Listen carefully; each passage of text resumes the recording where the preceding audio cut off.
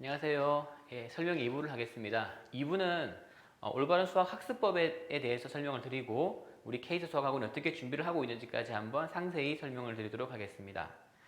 제가 앞서 1부 때 입시의 전반적인 흐름 속에서 내신 관리가 되게 중요하다. 그리고 이제 그 다음 차원으로 수능과 학종 대비가 해야 된다 말씀드렸는데 수학 학습법도 그 기준을 통해서 한번 제가 설명드리겠습니다. 일단은 수학이라는 과목은 사실은 이제 정량 평가로서 가장 중요한 과목이 되는 건 다 알고 계시겠죠. 네, 수능이라든지 모든 어떤 입시에서 수학을 잘 보지 못하면 사실은 대학에서 좋은 성과를 낼 수는 없습니다. 그래서 수학을 되게 잘해야 되는 건데 그 수학을 되게 잘 하기 위해서는요, 사실은 생각할 수 있는 깊이가 깊어야만 됩니다. 생각할 수 있는 깊이를 깊게 한 상태에서 어떤 이제 그 결과물로서 발표를 하거나 아니면은 지필평가를 보게 되겠죠. 그래서 일단은 발표와 지필교사를 잘 보기 위해서 수학이라는 과목에 대한 생각의 깊이를 깊게 해야 된다. 그러면은 생각의 깊이를 깊게 하기 위해서는요, 키워드가 또 두 가지가 있습니다. 바로 집중력과 심화력이 되겠습니다. 집중력과 심화력이 되겠습니다. 자, 그렇다면은 집중력과 심화를 키우기 위해서는 또 두 가지가 있어요. 바로 공부하는 방법과 공부하는 태도가 먼저 최우선이 돼야 됩니다. 현재 우리 예비 중일 우리 초등학교 아이들 같은 경우에 수학의 깊이를 가지기 위해서 어떻게 수학을 공부해야 될지 방법도 중요하겠지만 더 중요한 거는 수학을 어떻게 공부하는지에 대한 그 태도가 사실은 지금 우리 초등부 시기에 가장 중요한 부분이라고 보시면 되겠습니다. 자, 그래서 공부하는 방법과 태도는 바로 우리가 학과 습이라는 그 키워드로 다시 바뀔 수가 있습니다. 학이라는 거는 공부하는 방법이 될 것이고 섭이라는 거는 공부할 태도가 되겠죠. 두 개 뭐 어쨌든 같이 가야 되는 부분이긴 합니다. 그래서 이 학습 관리가 올바른 학습 관리가 저희 케이스 수학학원의 수업 운영의 본질이라고 보시면 되겠습니다. 자, 그렇다면은 일단 먼저 제가 이제 그 습이 중요하다 했죠. 습이 이제 공부를 열심히 익히는 과정이 되겠습니다. 학을 통해서 열심히 배운 다음에 습을 통해서 열심히 익히는 부분인 건데 열심히 익히는 방법이 바로 뭐냐면 공부하는 태도에 대한 부분과 연결되겠습니다. 그래서 올바른 학습 태도가 배우기 전에 먼저 중요한 부분이 되는 것이고 우리 초등학교 시기에 제가 계속 말씀드리지만은 고교 시절, 중학교 이후, 고등학교까지 내신 관리를 위해서 이 태도가 너무너무 중요하다라는 거를 꼭 우리 아이들도 꼭 알아야 되겠습니다. 자, 그럼 공부한 태도는 크게 네 가지로 우리가 볼 수 있겠는데 첫 번째가 과제를 수행하는 능력이 되겠습니다. 과제를 잘 수행해야겠지요. 근데 우리 학원 아이들은 대부분 다 과제를 잘 수행합니다. 근데 문제는 과제를 수행하는 어떤 이제 방법이 될 것인데 어떤 친구들은 집에서 열심히 한두 시간씩 과제를 열심히 하는 경우도 있을 것이고 어떤 친구들은 아직 조금 어리기 때문에 빨리 과제를 집에서 하거나 아니면 차 안에서 빨리 하는 경우도 있을 겁니다. 그래서 과제를 수행하는 시간이 짧은 경우와 긴 경우는 당장은 뭔가 차이가 안 보이겠지만은 향후에는 차이가 많이 보일 수 있습니다. 그래서 과제를 하는 방법은 집에서 정말 열심히 집중해서 과제를 해야 되는 겁니다. 과제를 선생님께 보여주기 위해서 대충 하는 경우는 안 되는 거예요. 이 영상을 보고 있는 우리 아이들도 그렇게 과제를 집에서 미리미리 다 하고 열심히 해야 되는 겁니다. 하고 노기 전 대충 한 10분, 20분 하면 안 되는 거예요. 자, 두 번째가 노트 관리입니다. 오답과 풀이노트에 대한 관리가 되겠습니다. 자, 이것도 우리가 굉장히 중요하게 여길 부분이긴 한데 어쨌든 노트를 쓰게 되면 시간이 많이 걸리긴 합니다. 하지만 내가 쓰면서 내가 이걸 알고 있는지 모르고 있는지가 눈에 보여요. 나는 당연히 알고 있을 줄 알았는데 막상 풀이 과정을 적어보니까 이게 아니었네? 혹은 오답을 적어보니까 내가 수업 듣고 다 이해한 줄 알았는데 내가 다 모르는 부분이 있었네? 라는 게 눈에 보여요. 그렇기 때문에 항상 노트 관리가 되게 중요하다. 그게 될 것이고 또 그 다음으로 본다면 아까 제가 학교 수행평가 비율 높다고 했죠. 수행평가 비율. 그리고 학교 시험 같은 경우도 보면은 수행도 그렇고 학교 시험도 그렇고 서술형평가가 많아요. 그 서술형평가라는 건 뭐냐면 쓰기 연습이 돼야 되겠죠. 그죠? 그렇기 때문에 이런 쓰기 연습이 되게 중요하다. 또 있습니다. 우리가 나중에 선행 심화를 할 때 심화 부분이 될 것인데 어려운 문제를 풀어 나갈 때요. 어려운 문제를 풀어 나가려면은 그냥 단편적으로 요거 풀면 답이 아닌 겁니다. 이거를 풀어서 이 답을 내고 또 이 답을 이걸 내 가지고 몇 개의 과정 거쳐서 답을 도출하게 되는 것인데 그 과정에 대한 그 흐름을 잘 적지 못하게 되면은 마지막에 나오는 답이 틀려요, 많이. 그렇기 때문에 어려운 문제를 풀건 아니면은 뭐 여러 가지 학교 시험을 대비하든 뭐든지 간에 기본적으로 노트에다가 꼬박꼬박 푸는 연습이 되게 중요하다. 알겠습니까? 그래서 노트 관리가 되게 중요하다가 되는 겁니다. 세 번째로 자신의 시험지 관리 능력이 되겠습니다. 우리 학원에서는 이 바인드를 통해서 시험지를 모으고 있어요. 이것도 그냥 모으는 의미가 뭐냐면 아이들한테 습관을 주고 싶은 겁니다. 왜냐하면 특히 우리 남학생들 같은 경우에 시험지를 꼬개꼬개 해가지고 이렇게 가방에 처박아 놓고 있죠. 이거 안 되는 거예요. 왜냐하면 나중에 학교 시험 같은 걸 공부할 때는 말이죠. 선생님들이 항상 주는 그 선생님 프린트가 있습니다. 그 선생님 프린트를 잘 모아서 그거를 잘 이제 정리하는 친구들이 시간도 절약하게 되고 내신 성적을 잘 받을 수 있습니다. 그래서 학교 프린트든 학원 프린트든 잘 모아서 자기 바인드에 잘 관리를 하고 있는 친구들은 나중에 학교 시험 대비가 됐던 학원의 월말 평가가 되든지 간에 잘 대비할 수 있다. 시험지 관리를 잘 해라. 자, 그 다음에 오랫동안 생각하는 능력이 되겠습니다. 요건 사실은 수학을 잘하기 위해서 굉장히 중요한 부분이긴 합니다. 자, 이럴 수 있습니다. 어떤 학생은 똑같이 이제 뭐 최상위 수학을 공부했어요. 어떤 학생은 최상위 수학의 답을 뽑아내기 위해서 잘 안 어려운 문제를 오랫동안 고민합니다. 20, 30분 동안 계속 고민합니다. 어떤 경우는 하루를 지나도 고민할 경우도 있습니다. 그렇게 고민을 하면서 그 답을 찾아내는 애들도 있는 반면에 어떤 친구들은 그냥 바로 별표 쳐버립니다. 문제를 딱 읽어보고 모르겠다 별표 다음 이렇게 하면 안 되는 거예요. 학교 시험이든 나중에 여러분들이 이제 우리 아이들이 수능을 볼 때 같은 경우에는 항상 어려운 문제가 그 시험의 난이도를 결정하게 됩니다. 그걸 푸는 친구들은 좋은 성적이 나오고 못 풀게 되면은 어려운 성적이 안 나올 텐데 학교 시험을 볼 때라든지 수능 볼 때는 혼자 풀어내야 됩니다. 혼자서. 지금 아이들이 만약에 별표를 치는 연습이 돼 있으면은 자기의 어려움을 금방 포기해버리고 나의 어려움을 학원 선생님이라든지 답지에 의존해버리는 거죠. 의존이 되어 있는 습관이 된 친구들은 학교 시험장에서 어려운 문제 못 풉니다. 절대 못 풀어냅니다. 그래서 지금 우리 아이들은 그런 식의 연습을 지금부터 해 나가야 돼요. 어려운 부분이 있을 때 다른 누구에게 의지하지 말고 나 혼자 힘을 해결해 나가자.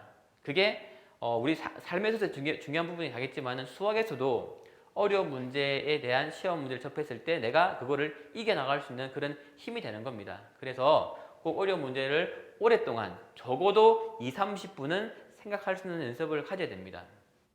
아시겠습니까? 네. 그래서 이 네 가지를 잘 보시고 혹시 한 가지라도 뭔가 좀 부족함이 있으면은 한번 바꿔 나가 보시려고 하시면 좋겠습니다. 네.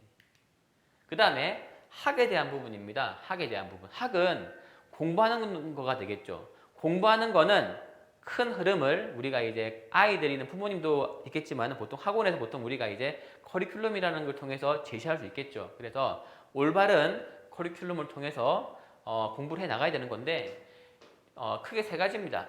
핵심 사항은 나한테 적합한 선행학습이 돼야 돼요. 선행학습은 필요합니다.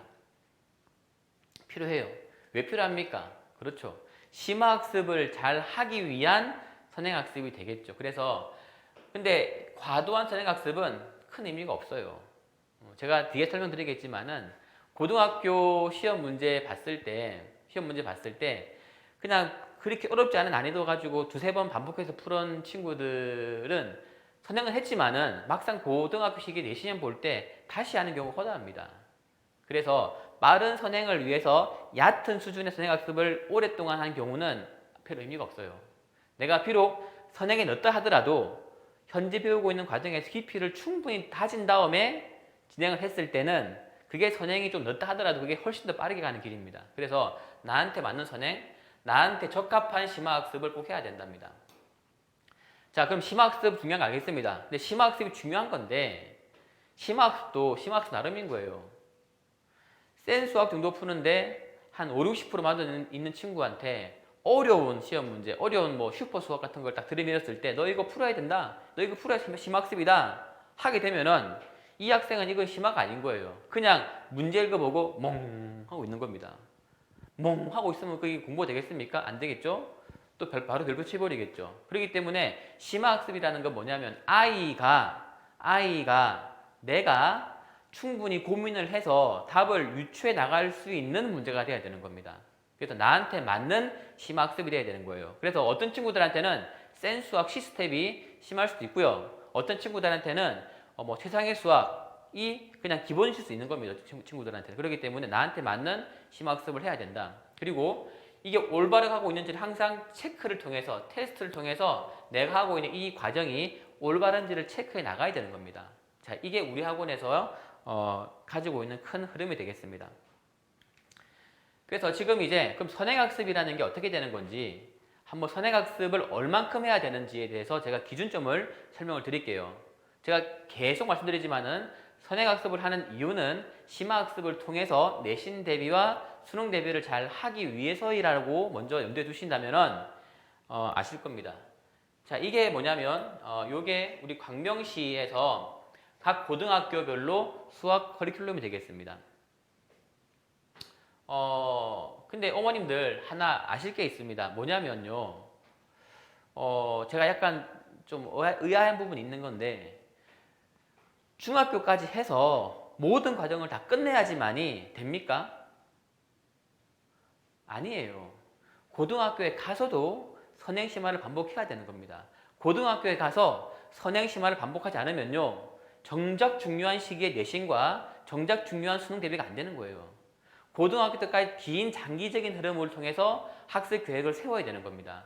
그렇게 하지 않고 고등학교 때까지 막연히 바쁘다더라 빨리 끝내버려야겠다 해서 과도하게 먼저 빨리 끝내고 다시 복습해야 되지가 안 돼요. 절대. 제가 많이 겪어봤습니다. 빨리 끝나고 다시 하게 되면은 다시 하는 그 순간 또 처음인 거예요. 다 처음인 거예요. 다시 한 번 더. 그렇기 때문에 장기적인 흐름을 통해서 커리큘럼 관리를 해야 됩니다. 그게 중요한 겁니다. 저도 학원을 운영하면서 그 부모님들께서 선행학습에 대한 요구를 저한테 많이 하세요.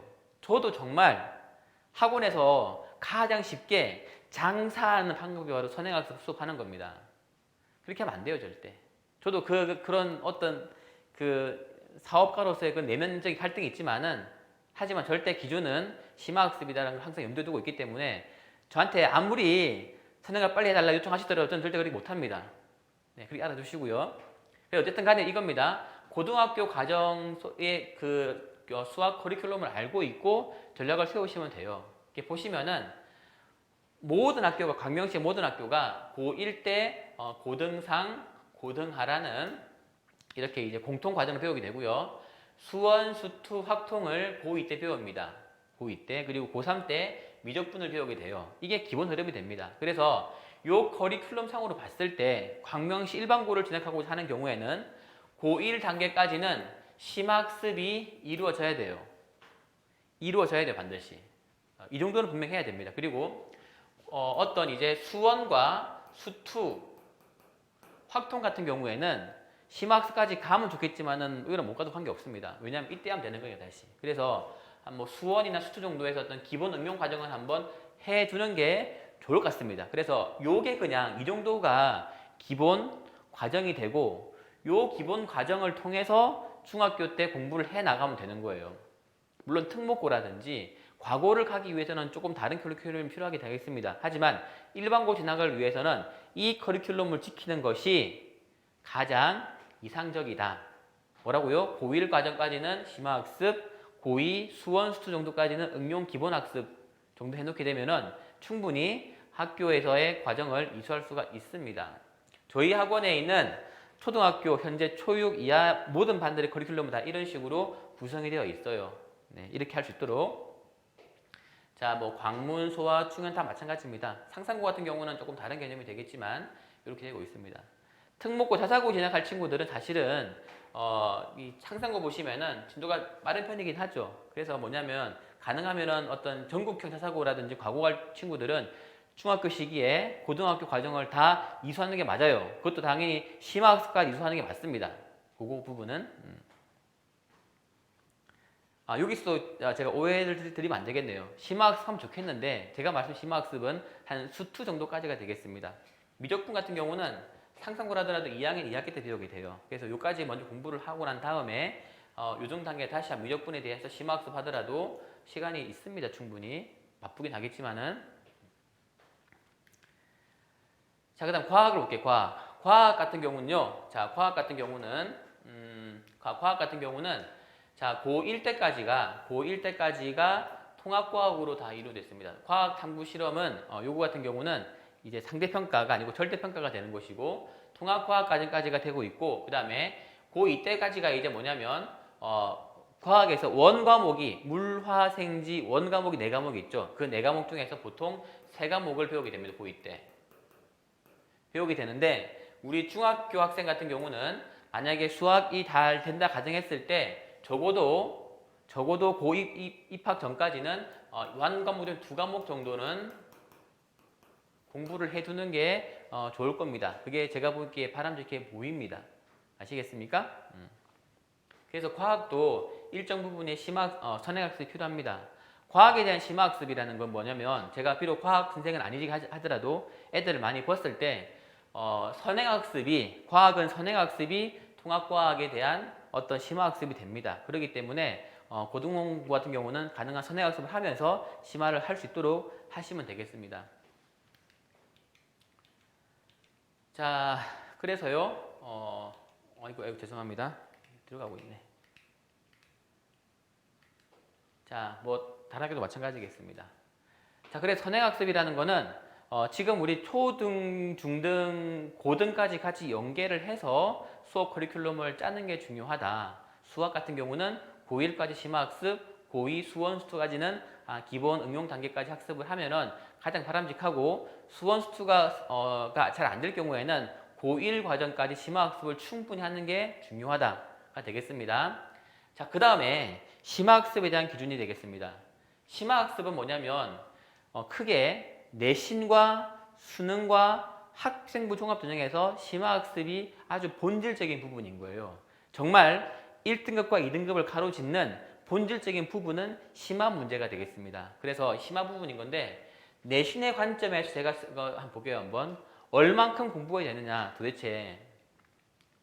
자, 저희 학원은 제가 1차 때 말씀드리긴 했지만은 그 고등학교 시험 문제 같은 경우는 굉장히 철저하게 분석합니다. 각 난이도도 다 분석하겠지만 각 문제가 어디에 출제가 되었는지까지도 시험 이후에 선생님들 정말 철저하게 꼼꼼하게 분석을 해요. 자, 요런 형태로 분석합니다. 이게 뭐냐면 저희 학원에서 진성고등학교에서 이번에 2학년 1학기 기말고사 문제를 다 분석한 건데 요런 형태가 학교 시험 문제에 나옵니다. 이 문제는요, 어떤 문제냐면은 자, 평가원에서요. 평가원이라면 수능을 내는 과정이 그런 문제 부분인 건데 수능을 내는 과정에 2022년도부터 수능이 바뀌어요. 2022년도 수능이 바뀌는데 어떻게 바뀔 것인지 예시문항을 올렸습니다. 그 예시문항에 있는 내용과 거의 문제가 흡사합니다. 그럼 진성고에서는요. 이런 고난도의 문제를 맞추기 위해서는 이런 정도의 수능 공부가 돼야 되는 거를 우리가 알 수 있겠죠. 진성고는 대부분 다 고난도 문제가 이런 문제가 되는 거예요. 물론 진성고는 학교 시험 경향이 수능 경향이 많기 때문에 이렇게 하는 거고요. 다른 학교는 꼭 이렇게까지 할 필요는 없습니다. 내신 대비를 위해서는. 어쨌든 간에 저는 내신이 좀 어려운 학교를 보기 위해서 이렇게 말씀드리는 거고요. 자, 그래서 이렇게 공부를 하기 위해서요. 우리 학원 진성고 2학년 아이들 상위권 반이 우리 진성고 2학년 반이 크게 3개 반이 있는데 상위권 반 같은 경우에는 총 7가지의 책을 씁니다. 교과서, 정석, 시너지 블록라벨 기본으로 교과에 대한 심화 부분까지 같이 되고 있고요. 그 다음에 수능 문제가 많기 때문에 시리얼, 수능 특강, 수능 완성, 모의고사 문제지를 다 봅니다. 그래서 요 많은 책을 가지고 내신 대비를 해요. 네, 합니다. 하는데요. 자, 그럼 이거겠죠. 이렇게 많은 책을 쓸 수 있습니다. 쓸 수는 있는데 문제는 뭐냐면 아이들이 이 정도의 책을 자기 거로 흡수를 해야 되죠. 흡수해야 됩니다. 그래서 뭐냐면 심화학습은 뭐냐면 어쨌든 이렇게 앞으로 아이들이 뭐 공부할 겁니다. 이 공부 방법은 수능 공부 방법과 흡사합니다. 이렇게 해야 수능을 좀 잘 봐요 또.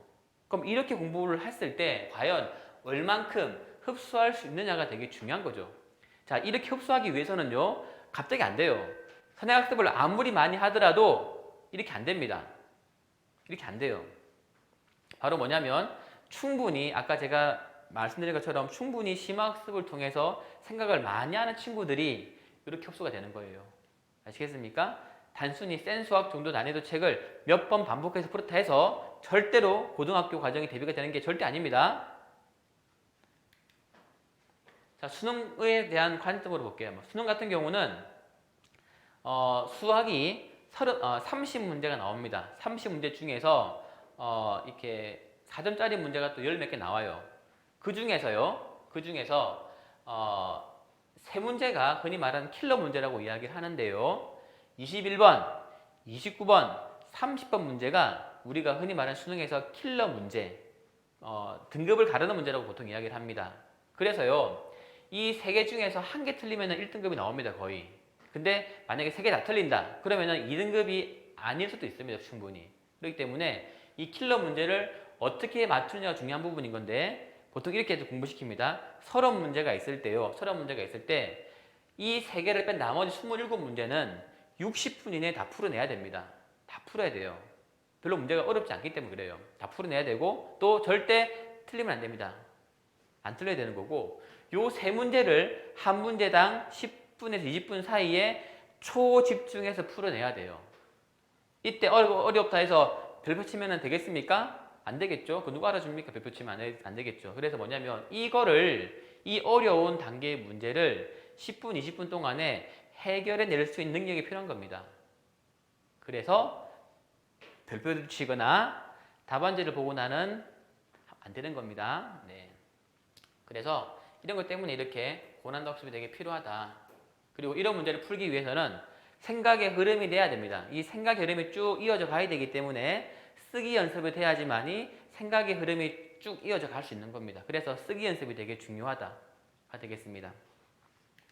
자, 그 다음에 학종 관점에서 볼게요. 학종 관점. 학생부 종합전형 관점에서 심화학습 기준은 사실은 굉장히 넓습니다. 스펙트럼이. 그래서 이걸 뭐 지금 다 할 수 없겠지만은 간략하게 설명드리게 되면은 요겁니다. 본질입니다. 본질이 이겁니다. 지적 호기심이 얼마나 넓고 얼마나 깊은지가 학교생활 기록부에 기록이 돼야 되는 거예요. 이 기록을 위해서 아이가 활동도 해야겠지만 이 기록을 학교에서도 해주셔야 돼요. 분명히. 본질이다. 그럼 얘를 위해서는 뭐냐면 갑자기 내가 어떤 호기심을 생겨야 되겠죠. 호기심이 없는데 이런 깊이가 있겠습니까? 그래서 호기심을 가져야 된다는 말은 뭐냐면 충분히 경험이 다양해야 돼요. 이것도 해보고 저것도 해보고 하면서 내가 이게 좋아하겠네 라는 어떤 경험 다양성을 통해서 내가 이걸 알고 싶게 되면 이걸 정말 깊이 있게 파고들어야겠죠. 그 깊이 있기는 바로 뭐냐면 학교의 어떤 모든 활동이라든지 혹은 독서에 대한 깊이가 됩니다. 이렇게. 그래서 깊이를 가지고 탐구 활동을 해 나가면서 자신만의 어떤 철학도 생기게 될 것이고 이렇게 나가는 거죠. 그래서 고입이든 대입이든지 간에요. 이런 어떤 경험에 대한 깊이를 볼 때는 항상 어떤 하나의 큰 줄기를 통해서도 깊이 파야겠지만은 격가지인 부분도 많이 지식을 알아가는 과정이 되게 중요합니다.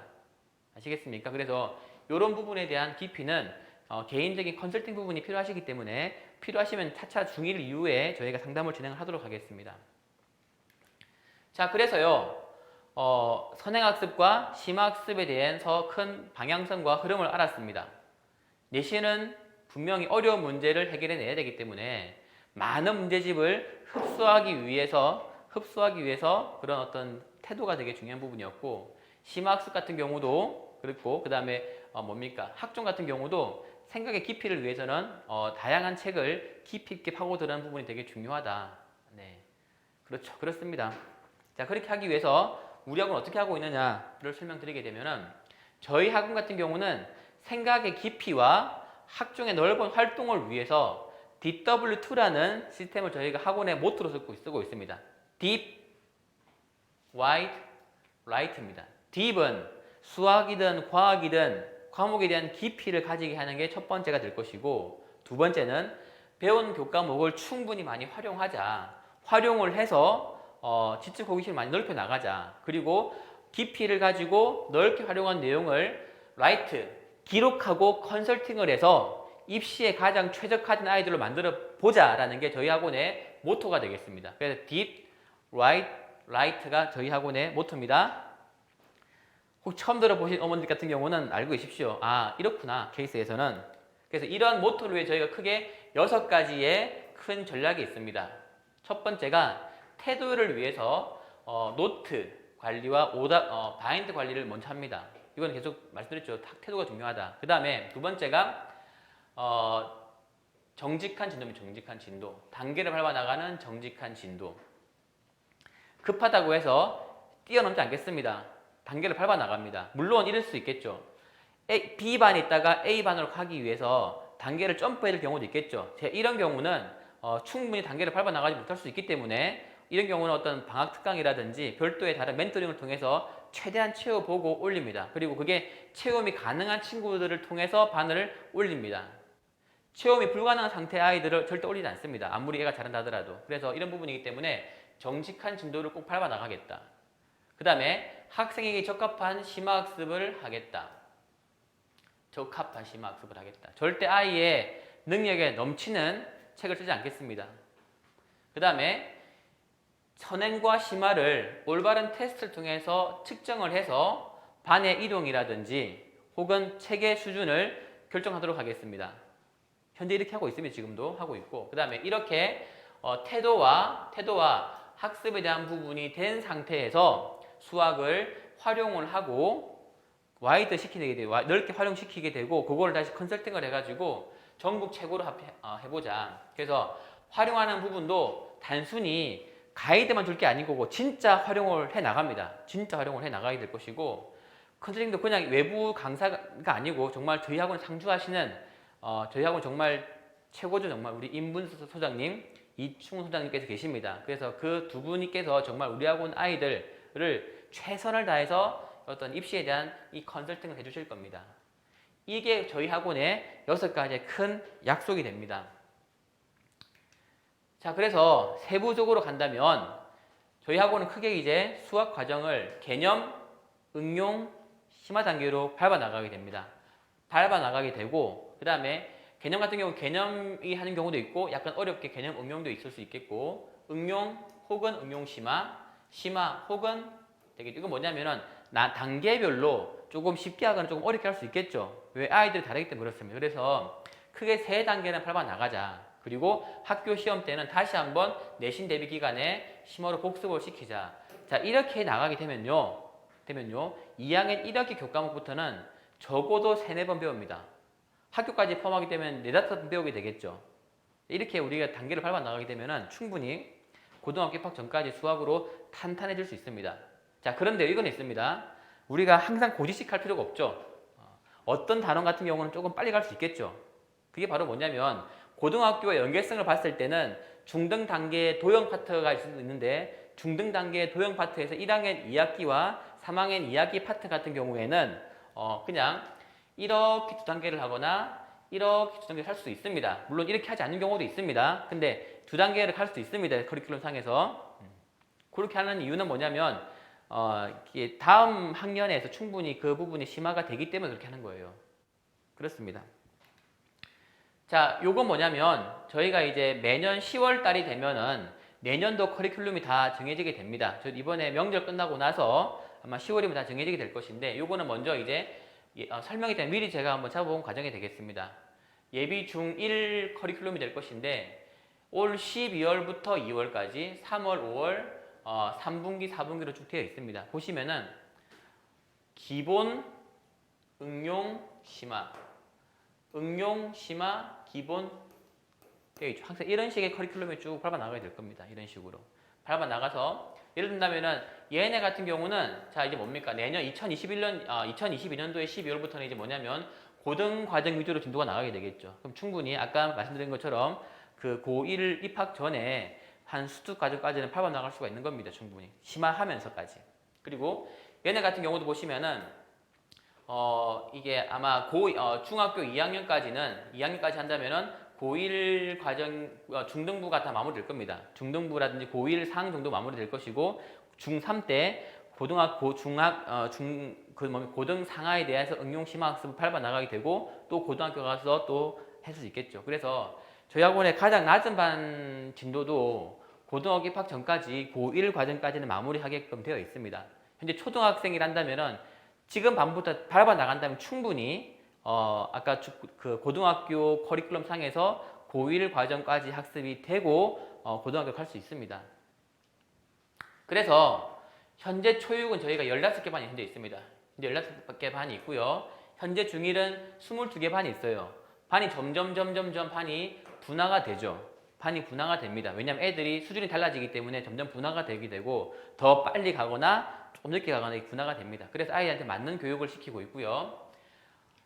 자, 그 영재원 같은 경우에 어머니들이 관심이 되게 많습니다. 영재원 같은 경우는 올 12월 달에 한번 반 배치가 되고 내년 6월에 또 배치가 됩니다. 근데 올 12월 같은 경우는 고등 과정을 하는 반 위주로 개설이 되기 때문에 현재 지금 많은 아이들 대상은 아니겠습니다. 아니고 6월 달 과정부터는 우리 현재 아이들 과정상에서 반이 편성이 될 겁니다. 그래서 현재 12월 달에는 많은 아이들이 영재원으로 하지 않을 것이고 내년 6월 달 이후에는 많은 아이들이 영재원으로 다시 배속이 되어가지고 물론 테스트라든지 부모님의 상담을 통해서 선발을 하게 되겠죠. 됩니다. 자, 그럼 이렇게 이제 그 내신과 그 심화에 대한 과정을 커리를 밟아 나가면서 학습 태도의 부분은 이렇게 합니다. 노트 관리, 바인드 관리를 항상 하죠. 모든 아이들이 다 이렇게 하고 있습니다.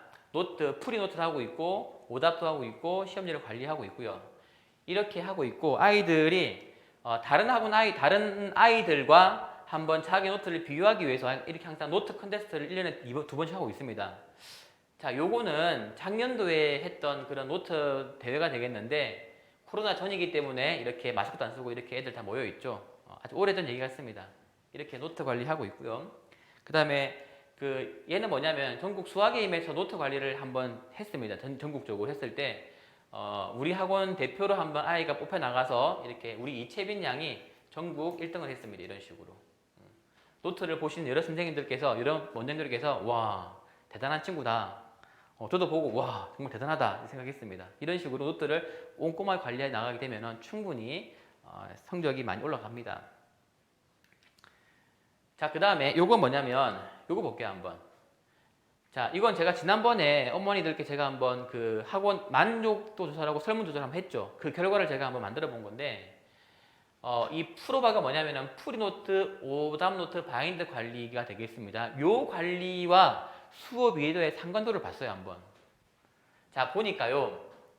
자, 프로바가 관리가 잘 된 아이들일수록 수업 이해도가 높아요. 비율이 뭡니까? 이 비율이 되겠죠. 프로바 관리가 잘 된 아이들은 수업 이해도가 높을 가능성이 무려 86.3%가 됩니다. 근데 관리가 보통인 아이들은 높을 확률이 40%밖에 안 돼요. 그렇기 때문에 수업 이해도를 높이기 위해서는 당연히 프로바 관리를 잘 해야 될 것이고 아이들 열심히 프로바 관리를 잘 해야 됩니다. 아이들도 학원도 마찬가지가 되겠지만은 그럼 분명히 수업 이해도 높아집니다. 중2, 3도 마찬가지고요. 그 다음에 과제 관리입니다. 자, 과제는 학습에서의 가장 본질적인 부분이겠죠. 학원에서 배운 내용을 스스로 습해야지만이 자기 거가 됩니다. 그래서 과제 관리가 매우 중요합니다. 매우 과제가 중요합니다. 이게 뭐냐면 이 사진은 제가 얼굴을 치우긴 했지만은 제가 간혹 가다가 학원 차를 탑니다. 애들이 잘 오는 보고 있는 건데 어떨 때는 한번 타니까 아이들이 공부를 되게 열심히 하고 있길래 제가 봤을 때 니네 뭐하니 물어보니까 공부한대요. 이야 대단하다 했더니 과제하고 있대요. 그래서 이 귀여운 것들이 여기서 과제했구나. 몰입이 나니까 빨리빨리 하고 가자 했는데 이 과제를 안 하게 되면 저희 학원에는 큰일 납니다. 왜냐하면은 남아요 이런 식으로. 물론 이 아이들 모두가 과제가 안 돼서 남는 건 아니겠습니다. 과제가 안 되면 보통 남기 때문에 애들이 과제를 열심히 하려고 하고 있는데 남기 위해서 과제하기보다는 자기의 실력이 충분히 익혀나가는 과정이 중요하기 때문에 과제 관리하는 겁니다. 네, 그래서 이런 식으로 이렇게 도장 꽝꽝 찍어주면서 이렇게 과제 관리 열심히 하고 있고요. 자, 이것도 볼게요 한번. 그러면 과제 수행도가 높을 때 수업 이득 어떨지를 보는 겁니다. 너무나 당연히 예상되는 결과가 되겠죠. 보시면은 과제 수행도가 높을 때 수업을 잘 이해하고 있다가 비중이 무려 84가 되고요. 과제 수행도가 보통일 때 수업이 높다. 이거는 비중이 낮죠, 분명히 얘는. 그렇기 때문에 과제가 충분히 잘 돼야 되고, 과제 같은 경우도 대충 하지 말고 정말 집에서 성실하게 과제를 했을 때 이 높은 비중으로 수업이 좀 높게 될 것입니다. 테스트 관리. 테스트도 저희가 열심히 하고 있죠. 초등 기준 했을 때 데일리 고사, 주간 평가, 월간 고사, 이런 분기 고사를 하고 있습니다. 자, 테스트 같은 경우에는 선행과 심화 과정이 잘 되고 있는지를 점검해 나가는 아주 중요한 과정이 됩니다. 지난번 수업에서 잘 이해하고 있는지도 중요한 부분이 될 것이고, 그래서 테스트 관리 같은 경우는 점수를 보고 조금 부족한 부분이 있으면은 충분히 어떤 보충이라든지 재시험을 통해서 다시 한번 애들한테 학습을 시키고 있고요. 이게 정말 명확하게 돼야 됩니다, 분명히. 그래서 또 하나, 명확한 시험으로 봐야 될 부분이 있을 것이고, 항상 노트 관리가 같이 이루어져 가야 됩니다, 반드시 해도. 그리고 제가 어머님들께 한번 당부드리고 싶은 내용이 있습니다. 저희 학원이 반이 되게 많기 때문에 반 레벨을 이렇게 높여나가고 싶은 그런 요구가 많으십니다. 근데 우리가 분기고사 결과만 가지고 반을 절대 바꾸지 않습니다. 분기고사 결과와 다른 테스트를 총괄해가지고 이 아이가 요 단계를 건너뛰어서 다른 단계를 간다 하더라도 괜찮을지가 되게 중요한 거거든요. 그래서 그거를 저희가 충분히 검토를 해서 반을 이동시키게 됩니다. 네. 자, 그게 중요한 부분입니다. 자, 디텐션 제도가 있습니다. 이 디텐션은 뭐냐면은 나머지가 영어로 디텐션이 되겠죠. 그래서 나머지 공부를 하는 경우도 있는데, 이런 경우는 뭐냐면 과제가 안 됐다라든지 혹은 점수가 부족해서 뭔가 다른 공부가 필요한 경우에 디텐션을 제대로 하고 있는데, 저희는 디텐션 제도도 정말 전임 선생님이 하십니다. 저희가 선생님을 채용할 때요. 선생님 채용할 때 채용하고 바로 수업에 투입하는 게 아니고, 채용하고 적어도 이 디텐션 제도를 좀 거친 다음에 수업을 투입을 하게 됩니다. 그래야지만이 우리 케이스라는 시스템을 잘 이해하기 때문에 그렇거든요. 그래서 이 디텐션 같은 경우도 충분히 경험이 많은 선생님께서 운영을 하고 있고요. 이 한두 분이 다 할 수 없기 때문에 충분히 강사로 할 수 있는 조교분이 있습니다. 강사를 하더라도 참 문제가 없는 그런 조교분이 우리 아이들과 같이 한번 이렇게 모르는 문제도 알려주게 되고, 그 다음에 또 어떤 과제에 대한 부분도 같이 도와주고 있는 그런 디텐션 제도를 하고 있습니다. 그 다음에 이번에 코로나 학원 쉬면서 온라인 디텐션 제도도 했습니다. 많은 아이들은 아니었지만은 줌을 통해서 아이들하고 과제에 대해서 체크해보고 부족한 부분 알려주고 하는 그런 시간도 가졌습니다. 그 다음에 발표 수업도 하고 있죠, 열심히. 초등부에서는 열심히 발표를 하고 있는데 중학교가 되면 사실은 진도가 좀 급하기 때문에 약간 발표가 약간 줄어들 수 있습니다. 하지만 교재 자체에서 발표를 할 수 있는 단원을 만들었어요. 저희가 이제 수학게임2라는 교재를 만들었는데 그게 언제 쓸지는 모르겠지만 하여튼 꼭 그게 아니라 하더라도 중등부에서도 발표할 수 있는 단원이 있기 때문에 그거를 통해 발표를 계속 시키도록 하겠습니다. 발표를 잘해야지 생각이 정리가 되고, 생각이 정리가 잘 된 친구들이 말을 잘하게 되겠죠. 그러기 위해서 발표가 되게 중요합니다. 그 다음에 외부 경시대회에 참가했습니다. 경시대회가 요즘엔 인기가 많이 없어요. KMO도 많이 안 하고 하지만은 제가 봤을 때 현재 초등부 단계에서 중1까지 굉장히 의미 있는 시험 중에 하나가 바로 이겁니다. HME. HME가 문제가 쉽다는 말 때문에 많이 안 보고 있긴 하지만은 그래도 제가 봤을 때 이 정도 문제를 맞추는 게 되게 중요하다가 정말 중요하고 되고요. 혹시나 본선에 갔을 때 HMC를 보게 될 건데, 이 HMC 문제는 너무 좋습니다. 문제가 정말 너무 좋아요. 저희 중등부 같은 경우에 영재고 대비 같은 거 갈 때 HMC 본선 문제도 저희가 가져가서 대비시키고 있어요. 그만큼 좋은 문제가 많습니다. HMC 같은 경우에. 그래서 HME에서 일정 수준의 학력을 유지를 한 다음에 HMC 문제를 풀면은 아마 충분히 심화학습에서 생각할 수 있는 거리가 되게 많을 겁니다. 그래서 이 HME 대회는 저희가 계속 나가고 있고요.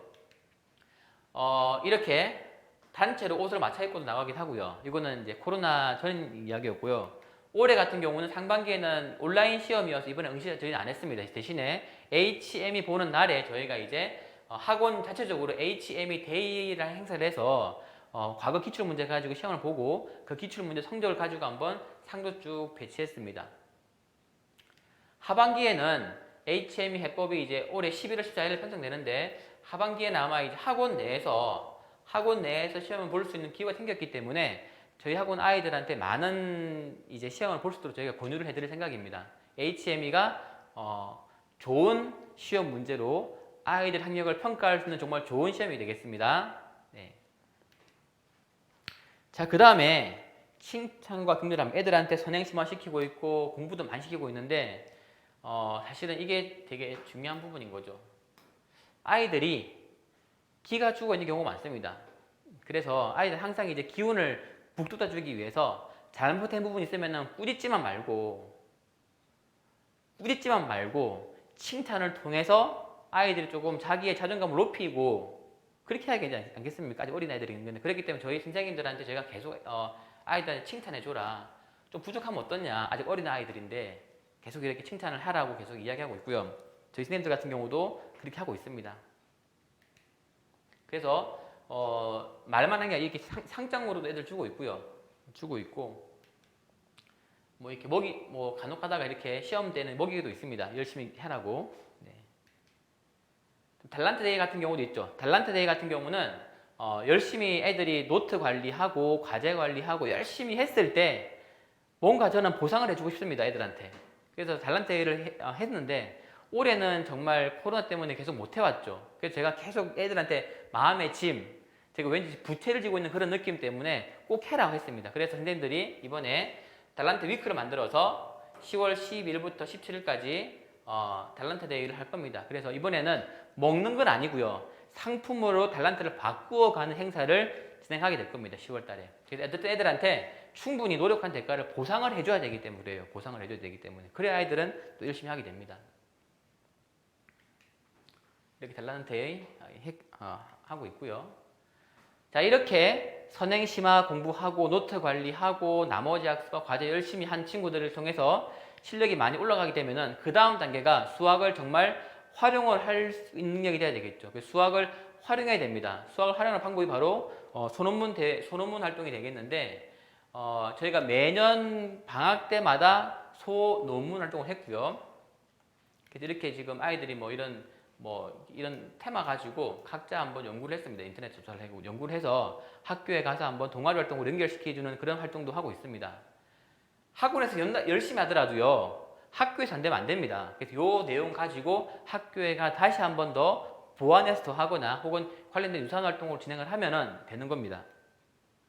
올 여름에는요. 소논문 활동을 하지 않았습니다. 올 여름 같은 경우는 그 IR 프로그램에서 개인 탐구 활동을 진행했었어요. 올해 같은 경우는 했는데 테마가 아이들이 원하는 테마도 있겠지만은 아이들이 원하는 테마가 없는 경우에는 이렇게 뭐 생체 모방, 기후 변화, 저출산 고령화, 전염병 이렇게 네 테마를 통해서 아이들이 한 2, 3주 걸쳐 가지고 연구를 해서 발표하는 시간을 가졌습니다. 자, 이렇게 해서 요 테마를 가지고 학교에 다시 가서 학교 동아리라든지 혹은 이 연구를 하면서 봤던 책을 학생부에 기록을 해야 되는 거예요. 기록을 할 수 있도록 저희가 컨설팅을 통해서 아이들을 관리하고 있습니다. 그게 바로 특목고 대비, 대입 학종 대비가 되겠죠. 자, 그래서 뭐냐면 중학교 과정 같은 경우에는 우리 학원에 있는 임문석, 이충훈 소장님께서 충분히 전국 최고의 컨설팅을 하고 있습니다. 그래서 뭐 학원 프로파일 관리, 특목고 대비도 있을 테시고 중등부 같은 경우는 중3 같은 경우는 파이널 같은 경우 이렇게 하고 있고요. 고등부 과정 같은 경우도 정기 프리미엄 상담을 해서 현재 고1, 2 아이들이 내가 받고 있는 내신과 내가 받고 있는 모의고사를 가지고 어떻게 대입 입시를 준비하는지에 대한 방향을 정해주는 상담이 되겠습니다. 그래서 1년에 두 번 이상의 기회는 아이들마다 있을 겁니다. 2번 정도 기회는 받고 있고 또 방학 때마다 학생부 캠프 정리를 하고 있고요. 이렇게 항상 이제 정기적으로 운영하고 있습니다. 고3 때는 당연히 수시 상담, 전시 상담, 자기소개서 면접하고 있고요.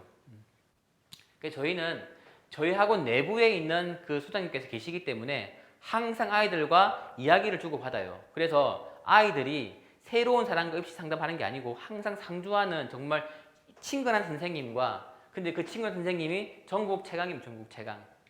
그분과 같이 상담을 통해서 입시 관리를 한다는 부분입니다. 자, 이제 마무리 할게요. 자, 마무리 한다면은 학원에 열심히 많이 준비를 하고 있습니다. 하고 있는데 현재 우리 아이들이 초등학교 아이들이 가져야 될 키워드 두 가지입니다. 학과 습에 대한 부분이다. 학과 습에 대한 부분인 건데 이 습이 지금은 더 중요합니다. 초등 시기에는 공부의 태도가 되겠죠. 네 가지 키워드입니다. 과제 성실하게 해라. 요거는 떼 있네요. 과제 성실하게 해라. 그 다음에 노트 관리 성실하게 해라. 시험지 관리 잘 해라. 오랫동안 고민하라. 그 네 가지가 되게 중요한 겁니다. 그게 세부 디테일이 이렇게 되어 있는 거고요. 그 다음에 이렇게 공부 태도가 잡혀 있으면 그 다음에는 열심히 배워야 되겠죠. 방법은 세 단계를 밟아 나가게 되고 테스트를 통해서 피드백을 해서 반을 분화시키게 되고 확대하게 되고 그런 식으로 갑니다. 그 다음에 활용하게 되고 경시대회에 나가게 되고 이렇게 초등부 과정은 운영이 됩니다.